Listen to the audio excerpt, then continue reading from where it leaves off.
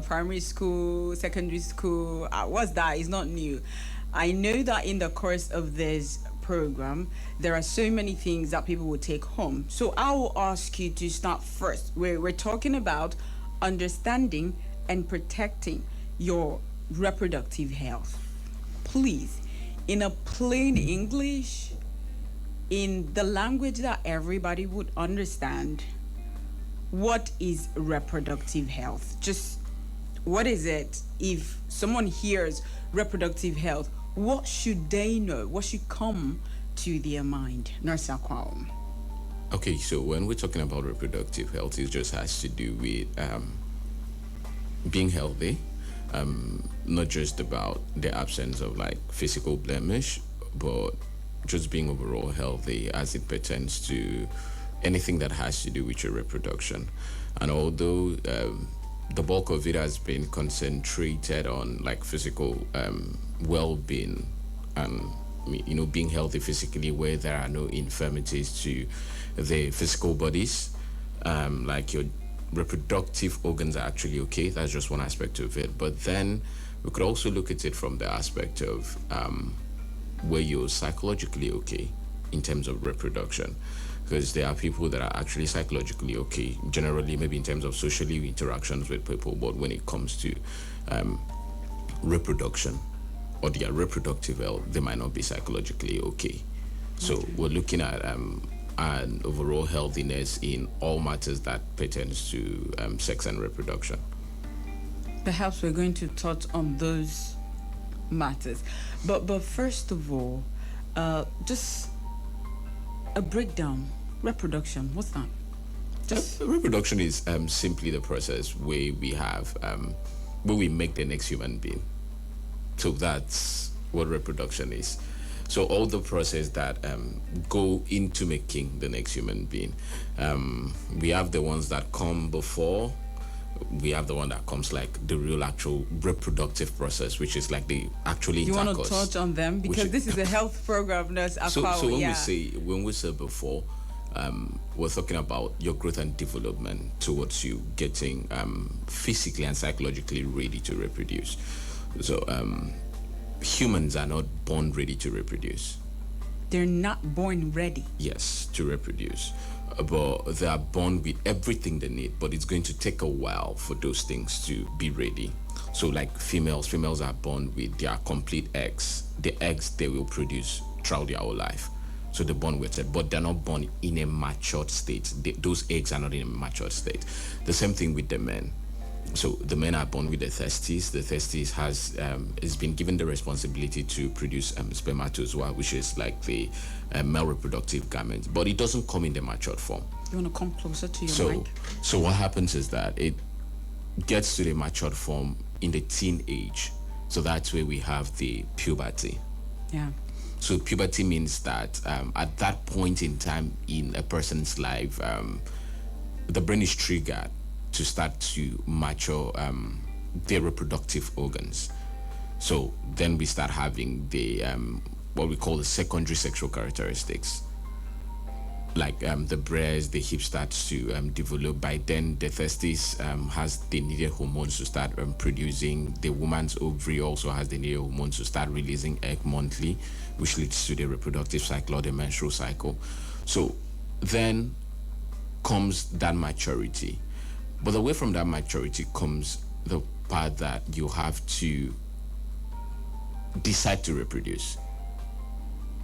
So it could be due to personal decision, social factors. Some cultures, tradition have that when you get to a certain age, you're supposed to be married. So they believe they could marry off a girl child sometimes, or they tell a man that some cultures tell you when you are matured enough to. But now, for most parts, nobody tells you. You decide. So that comes the aspect. That is the part where people now decide to get involved in the main reproductive act, being the intercourse, because that reproductive act needs to be done. So the reproductive act is simply you taking your reproductive organs and putting it into action, and that's simply what it will become. And then what I would want to call like the post reproductive could be you waiting to, let me use the street balance to test the consequences of involving yourself in the reproductive act. Okay. So, which may be maybe pregnancy, for example, could be you've exposed yourself to possibly certain sexually transmitted infection, but those are just what it involves in the whole reproductive process.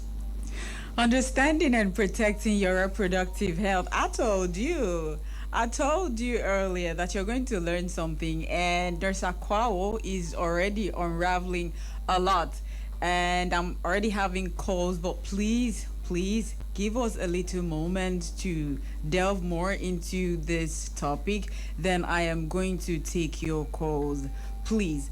Nurse Aquao, let's talk about getting routine medical checkups in order to protect our reproductive health, to stay healthy. How? Because when we talk about reproduction and the parts involved with reproduction, people could mention two things: the up and the down. How am I supposed to say that? They don't really know those body parts for real. You've mentioned psychologically, they don't know a whole lot that's involved as pertaining to reproduction, so that they could take care of those aspects aside the private parts, the genitals. All right, aside that, that's what they know, the down and the up. So mention those other aspects, okay, of reproduction that we need to consider and take care of. Perhaps go for screenings, checkups, and be intact, because those other aspects to contribute to our reproductive health, and not just The genitals. the genitals. So when we're talking about reproductive health, so we have the outer reproductive organs, the ones we see, the one that when you look down you see, like you said, the genitals and all it entails, and then we have the inner ones. So for the female, we're looking at like the cervix, the womb, the vagina. The vagina is an inner reproductive organ. Going to the fallopian tube, going to the ovaries themselves, and those ones. For the men, it's not just about you seeing the penis outside. We have the urethra. We also have the testes, not just the scrotum that you see outside. We have the testes, and then the epididymis. There are tubes inside, a whole lot of them. Prostate. All of this play into your reproductive health. Now, the first thing to note is the fact that it is possible to have a physical, or should I say an outer reproductive organ, and possibly your inner reproductive organs are not complete. Correct, yeah. So we might have people, for example, a lady might have a vagina, but she noticed she's not bleeding, and going to check, she might not have a womb, or maybe she doesn't have an ovary, or maybe one of the tubes are missing. These are like what we call congenital malformations. These are things that happen during the process of, the baby forming. So due to one disorder or one of the disorders, this may happen. Same with men. So we could have that where a man has a penis, but maybe the testis is not developed properly. Maybe one of the tubes, that is seminiferous tubules, the epididymis, one of them just have a problem and is not functioning like it should. So that's one. Then we also look at the fact that genetically we have the XXXY. XX is the female, XY is the male. But sometimes we might have a process where somebody has an extra chromosome attached to it. So XYY, XXY. So what that means is that if, for example, a woman has like XXY, where an extra male chromosome is added to her, it may affect, because that means you're now having male chromosome. Male chromosome means you may be having male hormones, possibly. It may affect the formation or the maturation of a female reproductive organs. Same with men. Okay. So if you have an extra X added to you, it means that the female characteristics, some of them will want to get displayed in the man, and it may also affect the maturation of the male sexual characteristics. So these are things that these are congenital things. These are things that has to do with chromosomes and the rest. So people may not know it until they have to go get it checked. So that's one part to actually consider. And then there is the aspect of you looking at yourself physically. There are certain developmental milestones expected of individuals when they get to a certain age. So I've had people, when I'm teaching, I've had people ask me, I have a child, I know a girl, she's 18, she's 19, she's never menstruated. One even said she hasn't budded breasts. That's abnormal, especially for this age and time.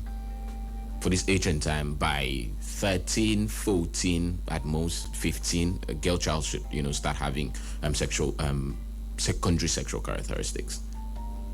So those are the things you have to. The same with the men. Although the men on most times may go under, because most time people don't consider.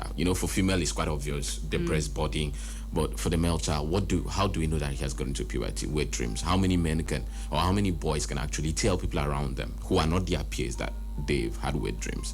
Very few. For me, I didn't have anybody to tell. I told one of my female friends then. I think she was even the one that explained to me what the whole wet dream, because she was like a class above me and she was taught in school. So she was like, this thing you're experiencing, this wet dream and the rest of them. So some of this may go. So because for male, if they don't experience this at that early mid-teens, it could be possibly that they're not undergoing the right sexual development. Something could be wrong somewhere. And they, as a rule of thumb in medical science, the earlier you appear, the better your prognosis, because that's when we can catch it early, and possibly if there's anything that can be done about it, it will be done.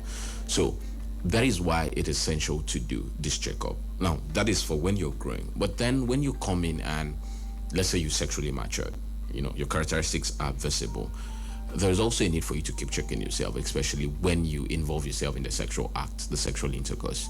Because every time you get yourself involved in any sexual act, you stand a risk of being exposed to pregnancy. That's for female, but generally you stand the risk of being exposed to various Men infections. don't get pregnant. Men don't get pregnant. Okay. So for the men and for the women, it could be infections. So you stand the risk. So there's a need for you to routinely go back to check. It's very essential for you to routinely go back to check, and also to note. For women, you should be tracking your period. I think it's one of the core things that could point to your reproductive health. Track your period, track the length of your cycle, the days of your flow, the color, the smell, the volume, all of those things. So it would be easier for you to spot when something changes. Now, it doesn't mean that all changes are a problem, because as you grow, so does your hormones go up and deep and the rest of them. But it could be pointed to early problems so that you could go get yourself checked out. For the men, and men don't have menstruation. Yeah, so for men, what do you look out for? So for men, one of the things I tell them to look out for is tumescence, especially nocturnal tumescence, which is like an involuntary erection of the penis. So involuntary. Yes. So what they call like morning wood, where a man sleeps and wake up with an erection. So if you're a man, that's something that you should be looking out for yourself. That's abnormal? That's normal. So you should be looking out for it. So if you're noticing that you've gone like a month, 2 months, 3 months, and you're not waking up with an erection, it could be something you need to look at. That's an abnormality. You should go get yourself checked. Okay. It seems like yeah. So those are some of the things that men should actually look out for. But then if you want to do like a core check for yourself, it's possible you walk in just like you do an overall, because that's the issue we have with reproductive health. People can walk in and be like, I want to do this function test, this function test, this function test, and it doesn't raise eyebrow. But somebody comes in and be like, do me a reproductive health screening. Okay. Right. So maybe let me do semen. People don't even go to do, for example, for men, do semen analysis, except it's related to maybe marriage or it's related to them trying to conceive. But it's something you should be doing routinely. Same also with women trying to check for hormone profiling, trying to do scan to see that, your inner reproductive tract is okay. So these are just ways people can do a checkup on themselves. All right. Nurse Akwawo, a very quick one. Please, you might want to come closer to your mic when you're talking. They're saying your voice is low. There are three questions I want to ask you. I wanted to open up the phone lines by 10:30. So I don't know how you're going to answer this three questions so that we open up the phone lines because people are already calling. Let me start with the very last one. Okay, maybe it's not a question. Dear men, Nurse Akwawo is saying that you're not okay if you do not wake up with It could be pointed to a problem if you do not wake up with a morning erection, especially if that goes on for months. a morning erection. Yes. If it goes on for months, Yes. go for a checkup. You go If for a that checkup. does not happen, Yes. if it happens often, Well, that's good. It's good. You're healthy. you're healthy, dear man. If it happens often, you are healthy. Another thing is when you mentioned a woman having some sort of confusion with the chromosomes, XY something. I see some men act like women. They twist themselves like ringworms. They talk like, some exhibitions and traits like a woman. And I see some women to have hairs all over their bodies. They've got hairs on their chin. They've got mustache, goatee, hairs everywhere. And their hands are, firm like that of a man. While some men act very soft. I don't know how to describe it, but they act Okay, like so they're like women. they say they're does that have a feminine. connection to do with this chromosome It could. mix-up or combination you mentioned? It could. Yes and no. Okay. So it could that people like that. So now, first is that chromosome. If that chromosome abnormality happens, there will be other physical manifestations in terms of appearances. There's one. Now, there's also the fact that even when the chromosome is right, Okay. for whatever reason, some people just have an increased amount of, if you're a man, you have female hormone. If you're a woman, you have a male hormone. So we have people that have, especially for women, like you talked about those that have goatee and the rest, they may have a higher than normal level of androgen. Some of them increases their risk of certain conditions like PMOS, formerly PCOS. So those are things that come congenitally. That's how we call it. You got it from birth. So that could be an issue, right? There is that one. Then there are still people who, for whatever thing Yeah. they do, they just want to look that way, want to act that. Even environment also influences. That certain people just want to look that way and want to act that way. But it doesn't always mean. But if you're someone and you grow up and you realize that you may be exhibiting certain characteristics of the opposite gender, it is advisable for you to go check yourself. Advisable. For Yeah, you it to is check advisable for you to actually go check yourself. All right. Mr. Call, a quick one before I open up the phone lines. You also mentioned that if a young girl, perhaps during puberty, she grows up to 14, 15, 16, 17, the period of her teens to 18, and she hasn't menstruated, that is abnormal.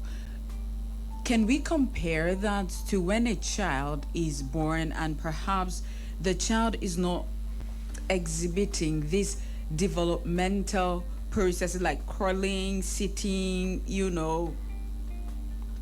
from the age of say 1 to 2? But with time, the child will still do the needful. Would you say that this person that's not menstruating, but this lady at the age of 13, 14, 15, 16, she's not seeing her menstruation? That she might see it in she's- her 20s, like she'll do it later. Doesn't mean she's sick. There's something wrong with her. Could it be natural or she's sick and she has to check out for it? Okay, it's abnormal. I think that's the core thing I should say. It shouldn't be so. So just like you've mentioned about children, maybe a child is crawling at age 1. It shouldn't be so. That's an abnormality. But it could actually be slow development. But it shouldn't be so. Right. So they're just things that shouldn't be so, but can happen. So that's why I said such persons need to go get themselves checked. All right. All right, the phone numbers. Thank you for ringing the phone over and over again. The phone numbers for you to join in this conversation. We are discussing understanding and protecting your reproductive health. Join us with 0806 804 5443. This caller has been ringing us for the longest. Hello. Hello, talk to us. Hello. Hello. Hello, you're live. Talk to us. All right. The phone number.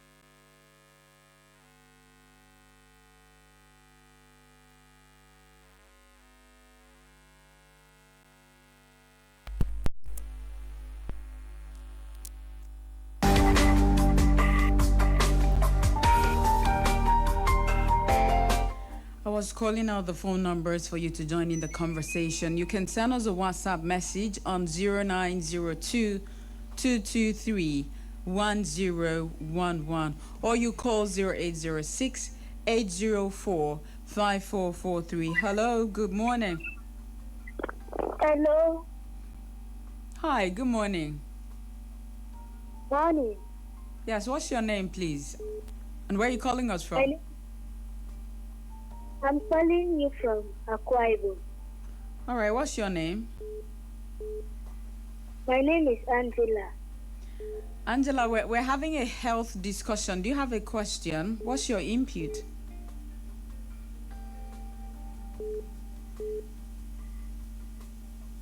All right. Hello, good morning. Hello. Good morning, Mom. Good morning. Thank you so much for joining us on Healthways. I am Mary calling from you. Please, I have a question for you. Mary from For you. the doctor at the studio. Kindly go on. The nurse can hear you. Okay, please. I have a daughter of 11 years. You know, she has grown pubic hairs, but she hasn't grown any breast yet. I want to know whether she's normal or abnormal. Please, thank you. Thank you so much, Mary.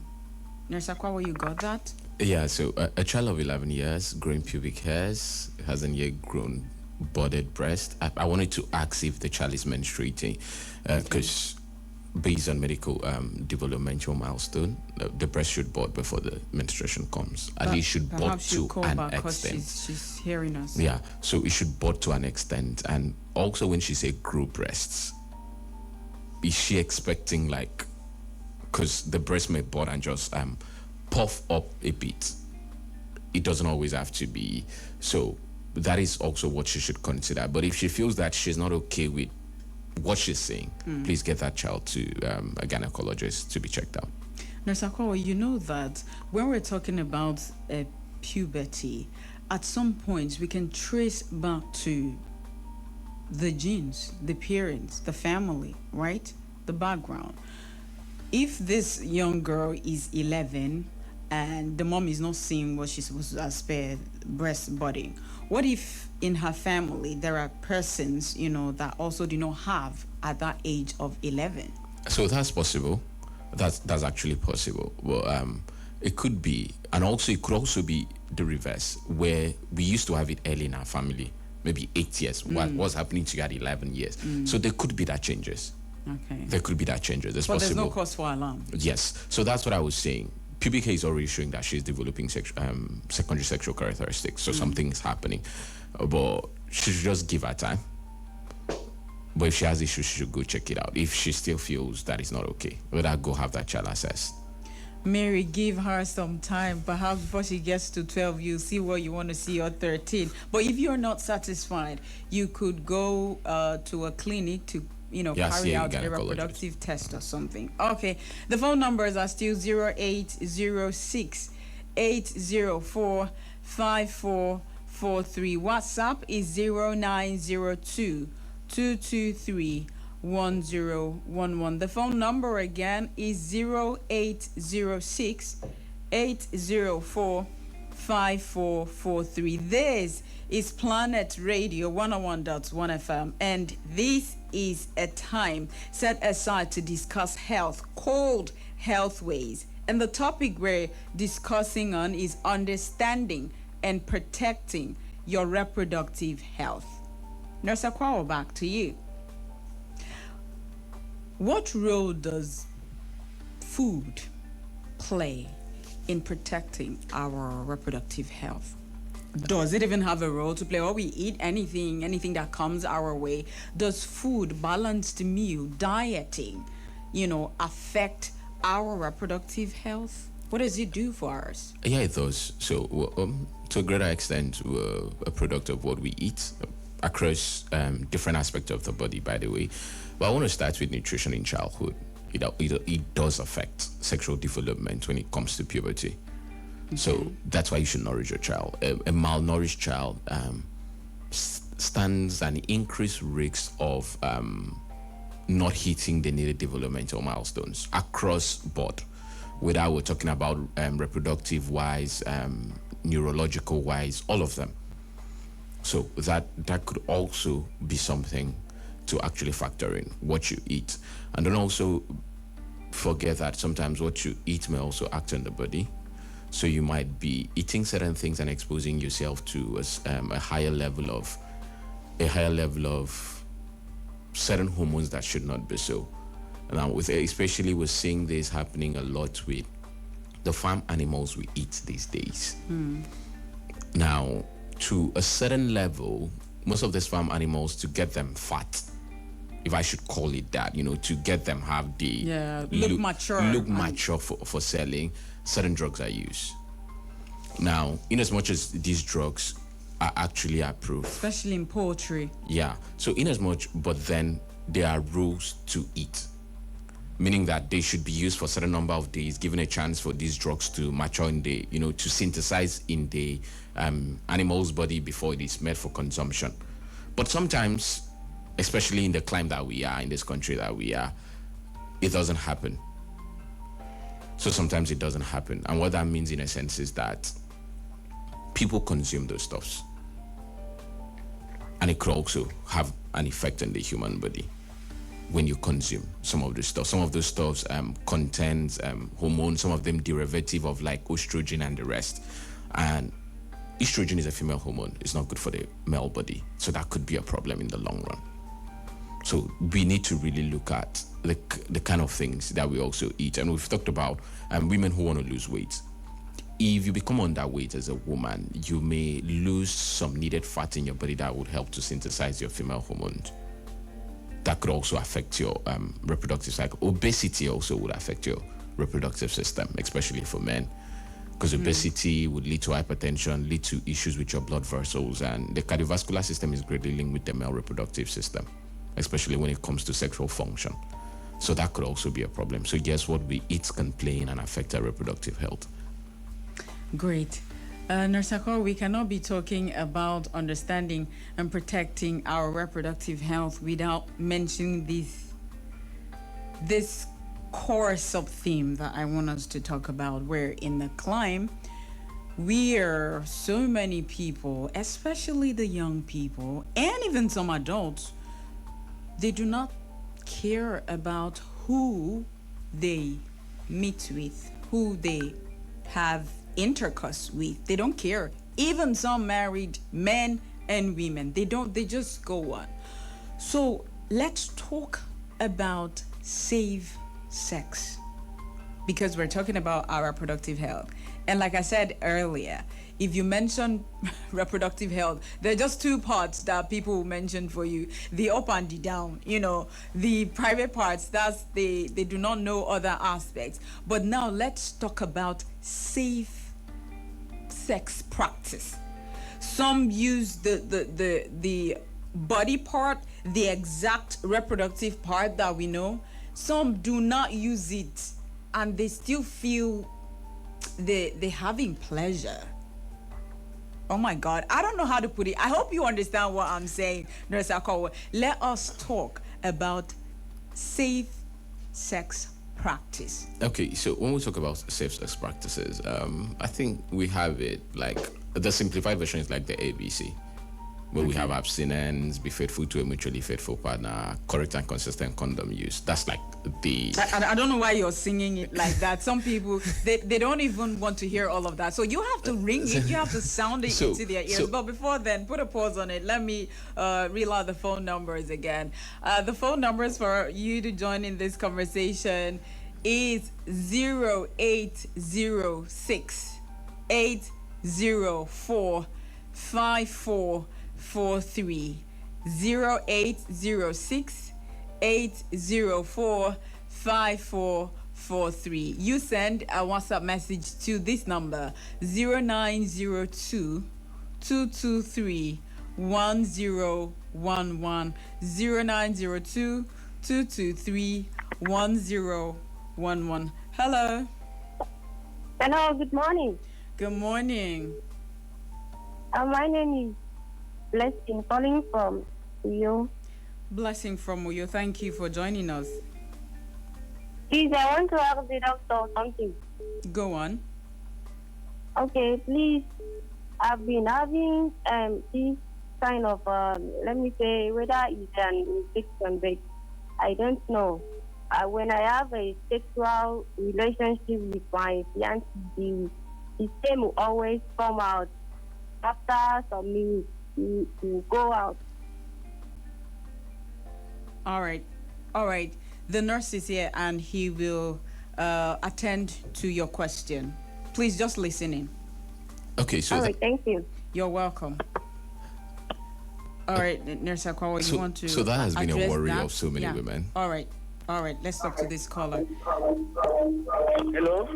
You kindly move away from your radio set, or you turn it off totally. Hello, thank you for joining us. Good morning. Thank you. I am Sambo from CEO calling. All right, you're welcome. Thank you.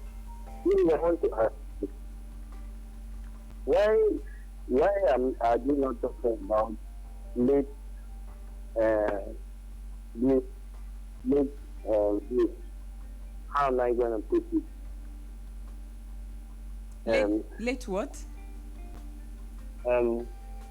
Late development of genital bodies and sexual formalities. Hope you understand what I'm saying.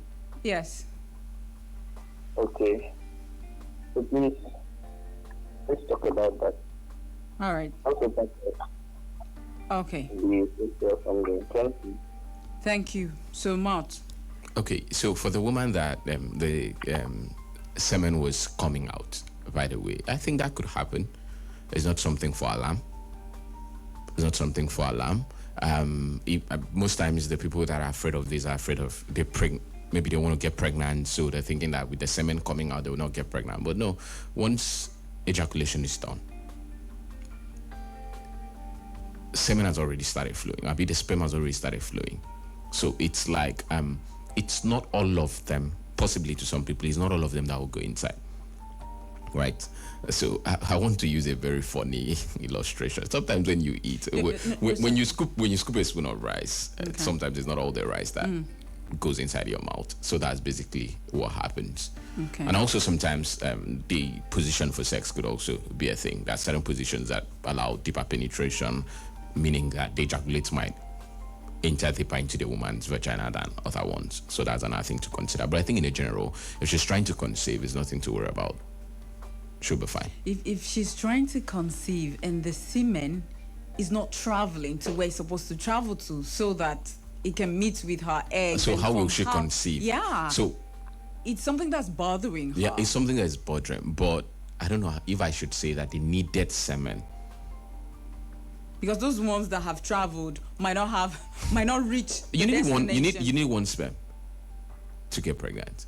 Yes, we know that the other ones have a role to play in the whole traveling process, but you just need one. That's why even the people that put tip. What if it doesn't travel? What do you want her to do? What she So go she for could- a checkup to know if There's no checkup to do to. So like I said, it could be the positioning. Maybe she would look for other positions, sexual positions that would require deeper penetration. and if this has happened for some time and is a problem to her. And then some people will recommend that, after you're done, just stay, carry up. I don't know how to. Some will. So for certain people, based on how their genitalia is, it may drip out. So, like I said, the ones that have gone inside, it's enough to do what is needed to be done. Okay. If this condition persists, perhaps you want to conceive, but this condition persists, like Nurse Akwa has said, you've tried the necessary processes, procedures, and methods, positions, and it's not working. Please go meet a gynecologist for a check. The man that So he's talking about late development. I think we've mentioned it here. Yeah. Some people do actually develop late. Right. But my opinion was to be on the safe. There are certain things that I expected at a certain age. But to be on the safe side is essential for you. To, if you think that you're developing late, it's not coming if it doesn't come when it should come, please go get yourself checked. Get that medical feedback because it's possible for certain people to develop late. I just wanted you to emphasize on that because we already talked about that. Perhaps he didn't listen from the start. Hello, talk to us. Good morning. Hello, good morning. My name is Victoria. I'm calling from you. Thank you for joining us. Right. Please, I want to ask this doctor a question. Yeah. I don't know. There is this thing out there that a lady can menstruate and also at the same time be on her ovulation, like menstruating and also ovulation at the same time. Then can the lady, if she has an interpretation where she is in menstruation with the ovulation? That's the question. Yeah. You got what she said? Yeah, so I think it's just another way of asking, can you get pregnant if you have sex when you're menstruating? Possible. Medically, it's possible. For people with very, very short cycles, we're talking about 18-day cycles. Okay. That's possible. And it's due to the fact that the sperm can last long in a human body. So sperm doesn't just go. Unlike the egg has about a 24-hour to 48 hours lifespan. Sperm can last in the body up to 3 days, 5 days, and it's still active. Okay. So for people with very short cycle, you start menstruating, maybe you're done in like 3 days, your period, your ovulation hits in immediately. The sperm that was there could do what it needs to be done. So yes, it's possible. Okay. It is possible. 0806-804-5443 is the number for you to call in. Ask questions, air your view, whichever way you're confused and you want to get clarity on your reproductive health. Good morning once again. This is the time. Calling back. Welcome back. Okay, please, I want to ask the nurse at this whether it is possible to get pregnant, 9 days before period. Yeah, that's the question. It's been disturbing me. 9 days before your period. Thank you so much. Hello. All right. Yes. Hello. Yeah. Victoria, I'm calling back today. Okay. Yes. The question that I asked you was that, like, menstruating and ovulating at the same time. You're menstruating and ovulating at the same time. Yes. I think because I know after menstruation is ovulation, but this one is menstruating and ovulating at the same time. That was what I meant. Okay. Yes. Thank you. Perhaps she knows better. Does that happen? You ovulate and you're menstruating at the same time. How do you know you're ovulating when you are menstruating? So like I said, it still boils down to the fact of the fear if pregnancy can happen in a cause. Well, if you look across like medical literature, they will tell you that there's a possibility or the very rare possibility. Okay. Right. Because this is science. You want to dig down into science. yeah, so because the menstruation is the shedding of the lining of the uterus. Now, what that means in essence is that for ovulation to occur, ovulation will occur when the lining is being built. So it might not, for it to happen concurrently at the same time is quite very rare. Although the medical literature is pointing to the fact that it can happen, what what they should she say do? is it's very. What should she It's do? not. She's not having a problem if it happens. She's okay. Yeah, but what I was trying to say is that it's more likely for people with shorter cycle for it to happen like immediately after, Okay.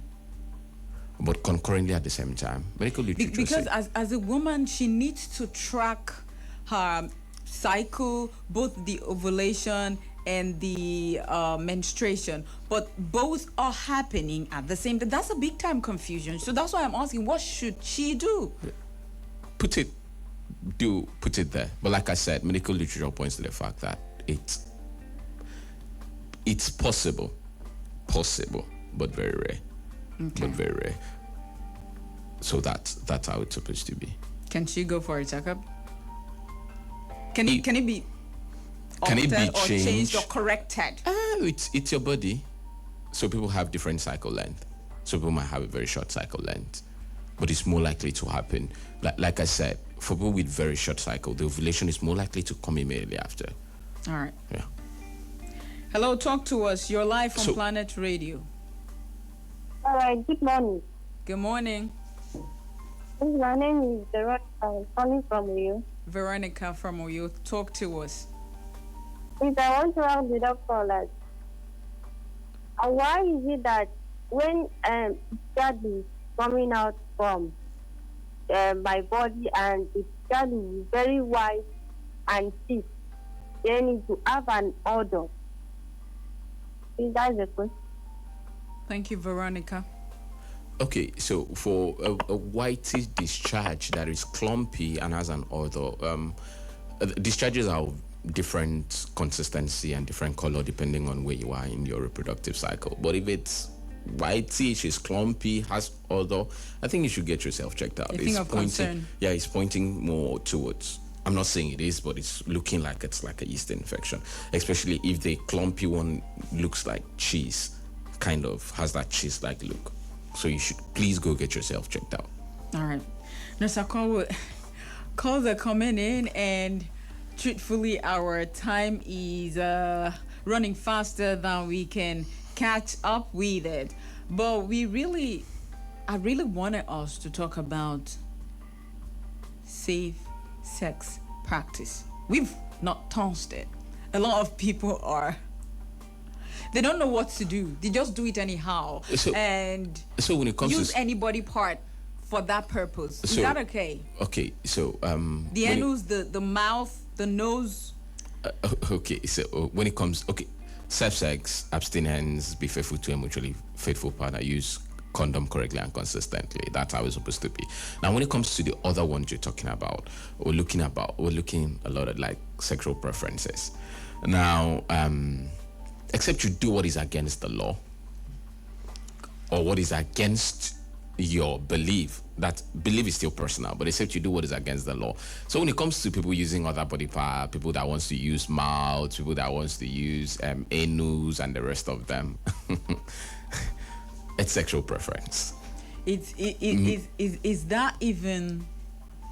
Is that healthy? Is that safe? Is that healthy? Is that safe? Is Because that- Nurse Akwawo, to be very, very frank and open, we're having cases of cancers, of what, and when you want to trace it, you realize that these people are. Okay, so there is a reason why it was like the vagina to the penis. Right. It was created and shaped. Coming from a health It was created professional. and shaped for each Is other. it healthy? Now, Okay, let's start with oral sex. Is it healthy? Okay, I want to say this, that every sexual act, be that as it may, puts you at a certain risk. Put you at a At a certain risk. Whether it's penis to vagina, mouth, and the rest, put you at a certain risk. Then, so there are risks to all of these things you're going to do. So, for example, for like the oral sex, it means that there may be a transfer of flora from the mouth to the vagina. Sometimes I want to say this, but people don't like hearing this. It seems like the vagina is the cleaner version in that interaction, because the mouth is exposed to a lot of things. And then when there's also a transfer of flora from the vagina to the mouth, it means that certain microorganisms that were not supposed to be in certain places will change and be in certain places and may bring a problem. So know that you have a risk. For the people that, those that use anus, as the case may be, the way your anus was shaped was not really shaped to be penetrated from the outside. So the anus has like two sphincter. One is voluntary, one is involuntary, right? And those sphincter are muscles that control what comes in and comes out. So if it's not done well, even if it's done well, in the long run, those sphincters will become weak, meaning that what is coming out cannot be controlled. So know that those are the kind of risks that you put yourself when you do. But then, medically, we cannot really stand. People have their preference, and people will always do what they want. We can only just tell them the risks that are associated with it. So just know that some of those ones, like anal sex, has a higher risk. So please be very careful. For oral sex, yes, there's also a higher risk in terms of displacement of flora. Unfortunately, I don't know if I should say unfortunately. Nurse People will love what they Akwawo, love. I don't know if I should say you're skeptical, or this is you just being professional and just, being objective. But he has emphasized that whatever you do, be ready for the consequence, okay? If you're one of those persons that are very careless with sex, okay, be careful. Be careful, okay? Because if you do the undoable, we care about your health, and we do not want you to go down with any incurable disease. We tell you the truth right here. Just know that thing you want to explore, that thing you want to experience and test has a risk. So what comes out of it, be ready to face it. Nurse Akwawo, we have a minute, so I just want you to wrap up on all that we've discussed, talking about understanding and protecting your reproductive health in a minute, so that we pave way for the next program. All right, so I just want to say that your reproductive health is an integral aspect of your health, just like every other aspect. Unfortunately, most people feel shy to look into it. I don't know why. Anybody can walk in and say, for example, I have cancer, or I think I have cancer, please can you check me? But to walk into a hospital and say, I think I have an infection, or I'm having erectile dysfunction, looks like a problem. But it's a part of your body, so treat it like one. The way you care for that part of your body, please care for it. Realize that so many things that come into your body playing into your sexual and reproductive health, the things you consume. By this consumption, I'm not just talking about physical consumption, even mental consumption. Your psychology also play a huge role in your reproductive health, especially. It seems like it's doing it more now than it used to before. So on the whole, look out for yourself, look out for your body, observe yourself, and if you notice any changes, please go get yourself checked out. Thank you so much, Nurse Akwawo. It's always a pleasure to have you. Your reproductive health concerns your spirit life, emotional life, social life, mental life. Every aspect of you is connected to your reproductive health. Yes, they work hand in hand. So be very particular about your reproductive health. Know what you do, because what you do has a consequence. Everything that you do has a consequence. And because we love and care so much about you, we are advising that you do what is good.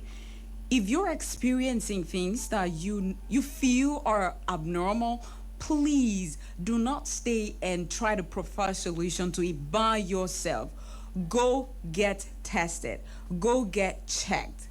please, so that you really have a hands-on on what's wrong with you. And the medical professionals, of course, they will provide solution to that problem. It has been the package on Healthways. A repeat broadcast will be brought to you on Sunday by 1 o'clock. And of course, this program is open for sponsorship and partnership. My name is Ofonono Joseph. Thanking you so much for being a part of this program. So all those that called in, sent in messages, we appreciate you and love you. For now, it's a wrap.